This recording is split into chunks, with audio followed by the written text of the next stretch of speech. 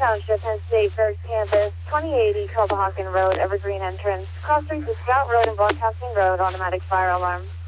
Station 85, Station 79, Engine 18-2, Engine 54, Tower 79, Spring Township, Penn State, Berks Campus, 2080 Hahn Road, Evergreen Entrance.